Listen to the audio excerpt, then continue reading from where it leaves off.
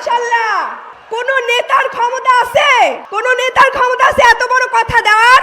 আমিরে জামাত কথা দিয়েছেন এই ঐক্যবদ্ধ বাংলাদেশ সরকারের জোট ক্ষমতা আসলে তিনি মা বোনদের জন্য এমন সরকার গঠন করবেন যেখানে মা বোনরা রাত 11টার সময় বাইরে চলতে সেফ ফিল করবে। বলেন মাশাআল্লাহ। কোন নেতার ক্ষমতা আছে? কোন নেতার ক্ষমতা আছে এত বড় কথা দেওয়ার?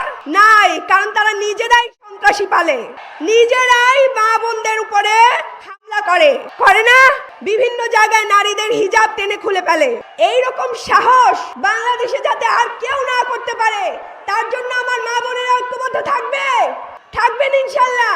আপনাদের গায়ে কেউ হাত দিতে আসলে, আপনাদের হিজাব টেনে কেউ খুলে ফেলতে আসলে আপনারা একজন শত শত নারীরা পথে নেমে যাবেন।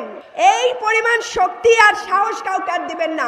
আসুক আর একবার আমার কোনো মা বোনদের গায়ে হাত তুলতে আসুক, আমরা কিভাবে সেই হাতকে প্রতিহত করতে হয় আমরা দেখিয়ে দেবো ইনশাআল্লাহ। আমরা পারবেন না বোনেরা? শুনেন, হযরত শিফা রাদিয়াল্লাহু তাআলা আনহু ছিলেন, তিনি বাজার কমিটির পরিদর্শক ছিলেন। ইসলামে কোথাও নারীদেরকে পিছিয়ে রাখার কথা বলা হয় নাই, বরং যারা জানে না ইসলাম, বরং যারা ওই একটু আগে বলে গেছেন যে আয়েশা রাদিয়াল্লাহু তাআলার কে নিয়েও তারা মিথ্যাচার করছে, জানি না ইসলামের সম্পর্কে ন্যূনতম ধারণা তো নেই, না থাকার কারণে এই যে উল্টাপাল্টা কথা বলছেন এবং নারীদেরকে নিয়ে এমন কথা বলছেন যে ইসলামকে ভুল প্রমাণিত করছেন এবং ভুল ব্যাখ্যা দিচ্ছেন। আমরা তাদের সাথে নাই। আমরা সন্ত্রাসী চাঁদাবাজ দেখতে চাই না বাংলাদেশে। আমরা সন্ত্রাসী চাঁদাবাজ দেখতে চাই না। আমরা নারী নিপীড়কদের দেখতে চাই না। আমরা তাদের ফ্যামিলি কার্ড চাই না।